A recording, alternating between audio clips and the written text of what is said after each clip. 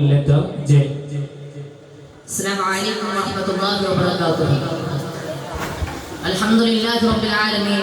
Wassalatu wassalamu ala ashrafil mursalin wa ala alihi wa sahbihi ajma'in. Amma ba'd. ಬಹುಮಾನ್ಯರಾದ ಉಸ್ತಾದರೇ ಹಾಗೂ ನನ್ನ ನೆಚ್ಚಿನ ಮತಾಲಿಮ್ ಸ್ನೇಹಿತರೆ, ನನ್ನ ಹದ್ದಿನ ಕಣಿನಂತೆ ಕುಕ್ಕರಿಸುತ್ತಿರುವ ತೀರ್ಪುಗಾರರೇ, ಎಸ್ಪರೆನ್ಸದ ಈ ವೇದಿಕೆಯಲ್ಲಿ ಸಾಮಾಜಿಕ ಜವಾಬ್ದಾರಿ ಮತ್ತು ಯುವಜನತೆ ಎಂಬ ವಿಷಯದಲ್ಲಿ ಒಂದೆರಡು ಮಾತುಗಳನ್ನು ಆಡಲು ನಾನು ಇಚ್ಛಿಸುತ್ತೇನೆ. ನಾದನಾದ ಅಲ್ಲಾಹು ತೌಫೀಕ್ ನೀಡಲಿ. ಆಮೀನ್. ಪ್ರಿಯರೇ, ನಾವು ಬದುಕುತ್ತಿರುವ ಈ ಕಾಲವು ಸಮಾಜದ ಅನೇಕ ಸಮಸ್ಯೆಗಳಿಂದ ಕೂಡಿದೆ. ಬಡತನ, ನಿರುದ್ಯೋಗ, ಶಿಕ್ಷಣದ ಕೊರತೆ, ಭ್ರಷ್ಟಾಚಾರ, ಅನೈತಿಕ ಜೀವನ ಇವೆಲ್ಲವೂ ಸಮಾಜವನ್ನು ದುರ್ಬಲಗೊಳಿಸುತ್ತಿವೆ.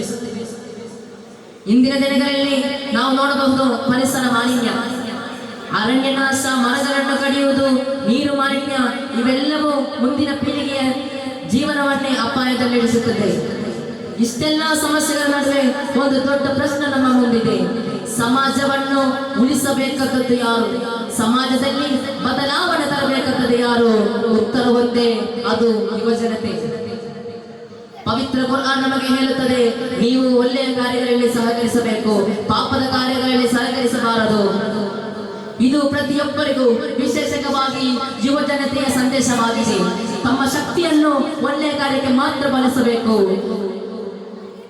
ಪೈಗಂಬರ್ ಮುಹಮ್ಮದ್ ಮುಸ್ತಫಾ ಸಲ್ಲಲ್ಲಾಹು ಅಲೈಹಿ ವಸಲ್ಲಂ ರವರು ಹೇಳುತ್ತಾರೆ, ಜನರಲ್ಲಿ ಅತ್ಯುತ್ತಮನು ಜನರಿಗೆ ಉಪಕಾರ ಮಾಡುವವನಾಗಿದ್ದಾನೆ. ಈ ಹದೀಸ್ ನಮಗೆ ಕಲಿಸುತ್ತಿರುವುದು, ಜನರಿಗೆ ಉಪಕಾರ ಮಾಡಲು ತೊಡಗುವುದು ಒಬ್ಬೊಬ್ಬ ಯುವಕನ ಮೇಲೆಯೂ ಜವಾಬ್ದಾರಿಯಾಗಿದೆ. ಮಾದಕ ವಸ್ತುಗಳು ಮತ್ತು ದುಷ್ಟವೃತ್ತಿಗಳು, ನಾವು ನೋಡಬಹುದು ಇಂದಿನ ಯುವಕರು ಮದ್ಯಪಾನ ಮತ್ತು ಅಶ್ಲೀಲತೆಯ ಬಲೆಗೆ ಬೀಳುತ್ತಿದ್ದಾರೆ. ಕುರ್ಆನ್ ನಮಗೆ ಹೇಳಿಕೊಡುತ್ತಿದೆ, ಓ ವಿಶ್ವಾಸಿಗಳೇ, ನಿಜವಾಗಿಯೂ ಜೂಜಾಟ, ವಿಗ್ರಹಾರಾಧನೆ, ಮದ್ಯಪಾನ ಮತ್ತು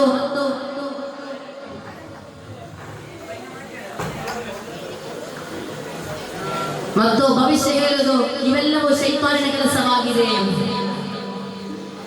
ಇದರಿಂದ ನೀವು ದೂರವಿರಬೇಕು. ಹೀಗಾಗಿ ಯುವಜನತೆಯು ತಮ್ಮ ಜೀವನವನ್ನು ಪವಿತ್ರವಾಗಿಟ್ಟುಕೊಳ್ಳಬೇಕು. ತನ್ನ ಶಕ್ತಿಯನ್ನು ವ್ಯರ್ಥವಾಗಿ ವ್ಯಸನಗಳಿಗೆ ವಹಿಸದೆ ಜ್ಞಾನ, ಕ್ರೀಡೆ, ಕಲೆ ಮತ್ತು ಸೇವಾ ಕಾರ್ಯಗಳಲ್ಲಿ ಸಲ್ಲಿಸಬೇಕು.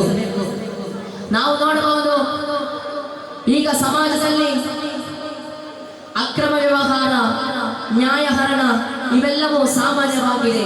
ಪ್ರವಾದಿ ಮುಹಮ್ಮದ್ ಮುಸ್ತಫಾ ಸಲ್ಲಲ್ಲಾಹು ಅಲೈಹಿ ವಸಲ್ಲಂ ನಮಗೆ ಹೇಳಿಕೊಡುತ್ತಿದ್ದಾರೆ, ಲಂಚ ಕೊಡುವವನು, ಲಂಚ ಪಡೆಯುವವನು ಕೂಡ ನರಕದಲ್ಲಿ. ಹಾಗಾಗಿ ಯುವಕರು ಸತ್ಯದ ಮತ್ತು ನೈತಿಕತೆಯ ಮಾರ್ಗವನ್ನು ಹಿಡಿಯಬೇಕು ಮತ್ತು ಅವರು ಸಮಾಜದಲ್ಲಿ ನಿಷ್ಠೆಯ ಮಾದರಿಯಾಗಬೇಕು.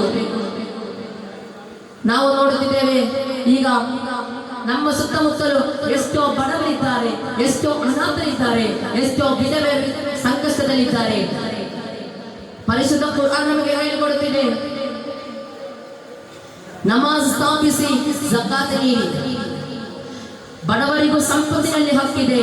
ಯುವಕರು ಬಡವರಿಗೆ ಏನು ಸಹಾಯ ಮಾಡಲಿದ್ದರೂ ಮುಂದೆ ಬರಬೇಕೆಂದು ಹೇಳಿಸುತ್ತಾ ನನ್ನ ಚಿಕ್ಕ ಭಾಷಣೆಗೆ ಚಿಕ್ಕವಾದ ವಿರಾಮಗೊಳಿಸುತ್ತಾ, ಅಲ್ಹಮ್ದುಲಿಲ್ಲಾಹಿ ರಬ್ಬಿಲ್ ಆಲಮೀನ್. ಅಸ್ಸಲಾಮು ಅಲೈಕುಂ ವರಹ್ಮತುಲ್ಲಾಹಿ ವಬರಕಾತುಹು.